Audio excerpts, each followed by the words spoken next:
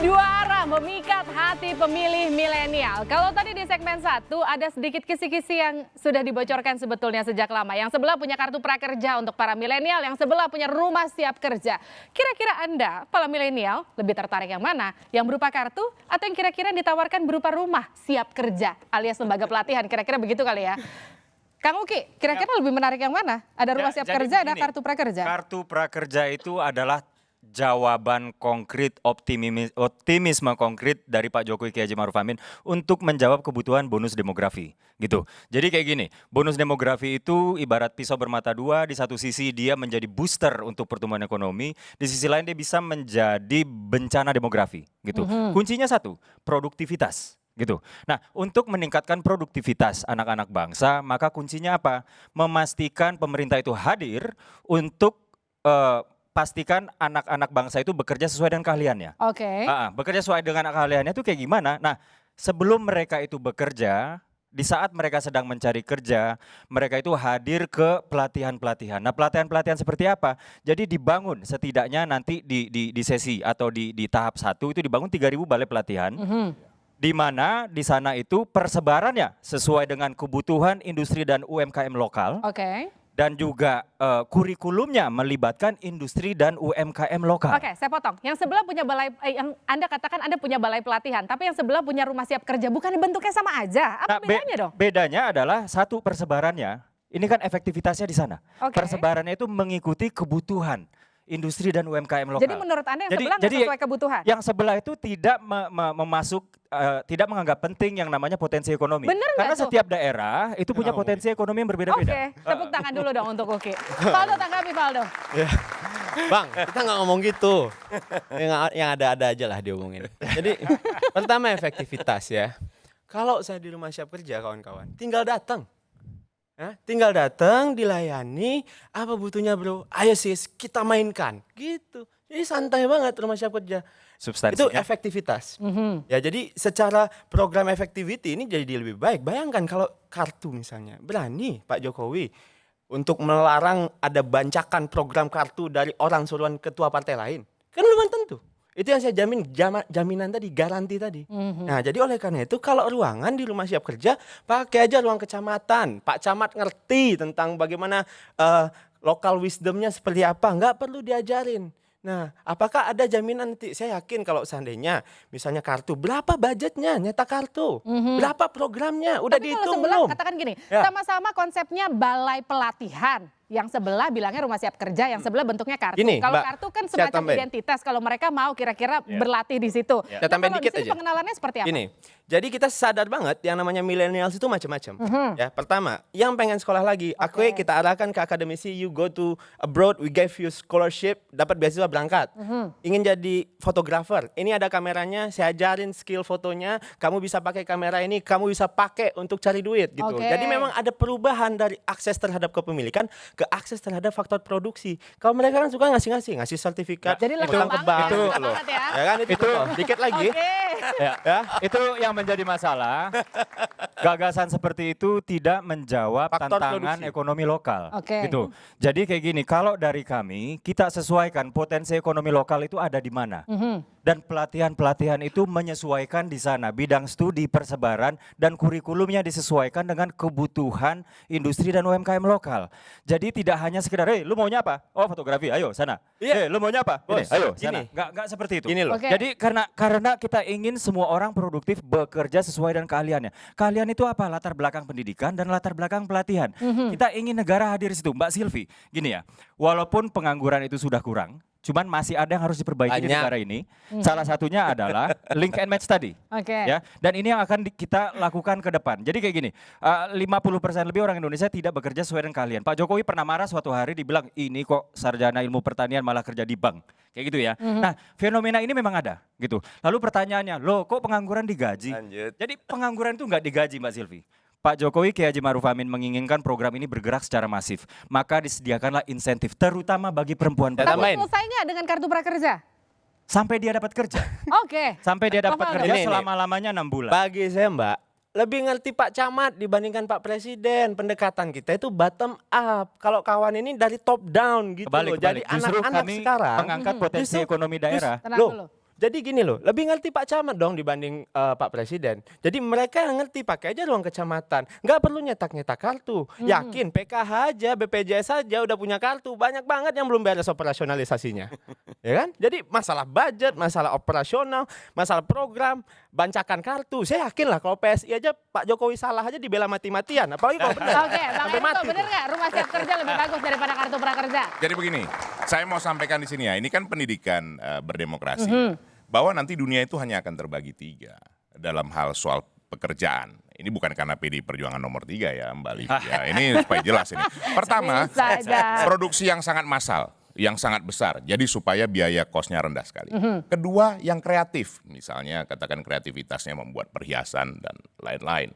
Yang ketiga, itu berkaitan dengan musik, dengan olahraga. Kemampuan dari masing-masing diri kita, talent dari diri kita masing-masing. Nah, ini kenapa disebut kartu prakerja? Sekarang saya tanya di sini Mbak Livi, apa kita mau anggap remeh yang namanya tukang las? Katanya tukang las sesuatu yang sederhana, tapi melas di bawah laut itu pendapatannya luar biasa besar. Oke. Lebih besar bahkan dari direktur gajinya. Itu untuk las bawah laut. Nah, ini mensinkronkan sebenarnya kebutuhan pasar dengan resources manusia yang ada. Ini yang dilingkan. Tapi kan tidak mungkin saat itu juga langsung masuk kerja. Tidak mungkin. Pasti ada misalnya penerimaan di bulan Juni, di bulan Juli. Ada katakan lag selama 1-2 bulan. Nah itu yang diisi oleh kartu prakerja itu dengan mendapatkan pendapatan. Tapi maksimum 6 bulan. Melingkan itu. Nggak bisa. Nah, gimana Dinda Faldo. kemudian mengidentifikasinya? Nggak bisa namanya camat melatih seperti itu Nah. atau memberikan Nggak bisa. kesempatan itu tidak bisa. Nggak bisa, Bukan Bang sesederhana Faldo, itu. Bang Nani. Bukan Iya kan? camat yang hire. Tidak sama.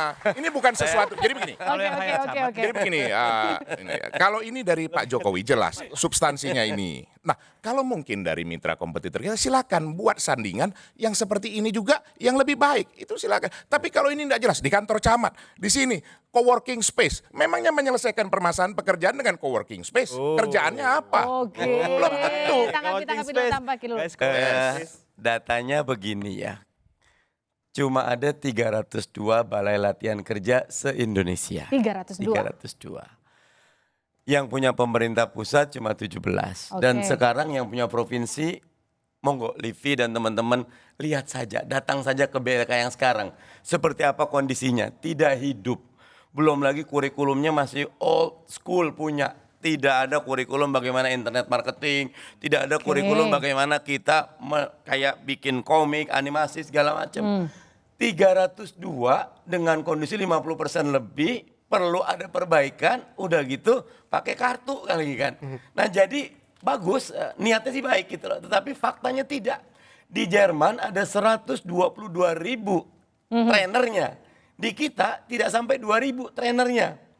Nah ketika orang mau daftar, queue-nya panjang. Belum lagi ternyata apa yang diinginkan tidak sesuai. Kami di Rumah Siap Kerja, yang pertama talent mapping dulu gitu loh. Oke. Apa talent mapping? Pemetaan bakat. Cocoknya apa sih? Tidak setiap orang harus kerja kok. Setelah talent mapping, nanti akan ada perbincangan. Oke, karir itu seperti ini kok. Anda bisa juga menjadi orang kaya dengan berdagang. Anda bisa kok menjadi ekspor impor. Anda bisa kok jadi petani. Sekarang petani luar biasa kok. Anda bisa juga kok jadi Jadi kalau kepala menurut Anda desa. gini, gitu. kira-kira gini, yang sebelah ini lebih praktis daripada yang di sebelah gitu. Bukan Kira-kira cuma gitu. praktis, lebih applicable dan lebih realistis. Tanggapi dong, Bang. Simpel saja ya. Jadi begini, seseorang mau menjadi pemimpin tentu harus menunjukkan dulu dong. Oke. Karakternya, menunjukkan dulu kinerjanya. Nah, nggak usah jauh-jauh. OKOC aja di Jakarta gagal kok. Ngapain mesti muluk-muluk? Nah, nggak usah jauh-jauh, Bung Faldo. Coba Oke. tanya sama Pak Prabowo bagaimana usahanya. Bangkrut. Nah, bagaimana mau bicara memberikan tenaga kerja pada orang lain? Nah, sementara yang dilakukan sendiri saya tidak berhasil. Nah, itu hal-hal yang simpel saja. Nah, itu dilihat. Nah, kalau seperti ini, kartu prakerja, ini kan pengembangan. Karena dilihat, sekarang pendidikan tentu tidak bisa dirubah 180 derajat langsung selesai. Tidak bisa, apa mau dirubah kurikulum setiap saat. Tapi bahwa adik-adik ini nanti mempunyai keahlian khusus apapun yang Anda mau lakukan. Tapi disesuaikan, ini ada loh peluang pekerjaan, seperti tadi saya sampaikan, di bidang ini. ini membutuhkan sekian orang. Nah ini jelas, tapi link and match-nya itu tidak bisa saat itu juga, menit itu juga, minggu itu juga. Pasti ada waktu lag. Itulah yang dijamin oleh kartu prakerja itu. Bahwa seseorang mau menunggu kerja, menunggu masuk di dalam pekerjaan itu juga membutuhkan untuk ongkos, untuk lain-lain. Seperti itu, sampai sejauh itu difikirkan. Itu yang dilakukan oleh Pak Jokowi. Oke, artinya gini, kalau kesimpulannya Bang Eriko bilang kartu prakerja itu lebih lengkap. Lebih lengkap. Saya mau katakan, menyesuaikan dengan keadaan juga kultur lokal. Oke. Situasi yang ada di sini. Bukan mau mulu-mulu, apa-apa, mau kirim luar negeri. Karena memang sekolah di luar negeri. Tidak bisa seperti itu. Apa semua di sini bisa dikirim ke luar negeri? Bang Kan tidak Faldo juga tanggapi, seperti Bang Mardhani. sesuai kebutuhan tentu. Bang Faldo dulu, Bang. OKOC nih, ini OKOC nih, ini mainan bener nih OKOC. Loh kan memang gitu kenyataannya. Kalau saya sih Indah Valdo. simpel aja. Saya tanya, dalam 3 bulan terakhir berapa kali belanja ke OKOC? Lebih baik tanya ke orang Jakarta ya. Kan? Saya Nah, aja itu nggak tahu Bang. OKOC ada di mana. Ada di Ya. mana itu? Nggak tahu. Nah itu satu. Kalau nggak tahu, seandainya saya pengen nggak tahu, support OKOC, jangan karena beda pindangan sama Pak Anies, gak dibantu OKOC-nya. Oke. Satu. Yang kedua, ini barang masih 5 tahun dihakimi ketika muda. Jadi untuk kondelengan politik aja. Itu yang ketiga misalnya. Ketika OKOC masuk, ada yang apply 20 ribuan. Nah, pengangguran Jakarta tetap bertambah. Kata Bang Uki, minggu lalu itu digoreng terus tuh videonya sama dia.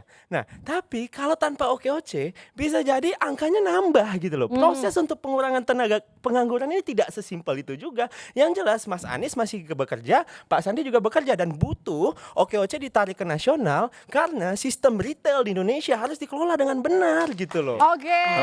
Tambahin ya. Aku respon boleh? Gini, saya tetap melihat kartu prakerja bagus, monggo saja ya. Bagus. Namanya kami lebih bagus ya. Tapi begini, itu kan hilirnya, hulunya di pertumbuhan ekonomi juga perlu. Oke. Pak Jokowi sudah dapat kesempatan 4,5 tahun dan mentok di 5%. Pertumbuhan ekonomi itu 4 ya. Oke. 1, investasi. 2, ekspor. 3, spending pemerintah, belanja pemerintah. 4, konsumsi dalam negeri. Belanja pemerintah dan konsumsi dalam negeri agak susah dengan kondisi tight kita sekarang. Investasi, kita udah mulai kalah sama Myanmar, sama Vietnam udah lama kalah, sama Singapura udah lama. Ekspor kita justru terbalik. Sekarang ini pemerintah justru membatasi substitusi impor. Impor untuk alat-alat yang diperlukan untuk industri ekspor dibatasi. Ujung akhirnya defisit kita luar biasa. Oke. Jadi kalau mau kartu kerja tapi pertumbuhan ekonominya nggak nambah, ya jauh panggang dari api gitu. Tepuk tangan dulu. Tapi intinya gini, yang sebelah punya kartu kerja, yang sebelah punya rumah siap kerja. Tapi kalau kita bicara untuk nurunin angka pengangguran, kira-kira lebih efektif yang mana? Deadline-nya kapan kira-kira buat nurunin angka Kartu pengangguran? kerja. Kita bahas usai jeda di Dua Arah.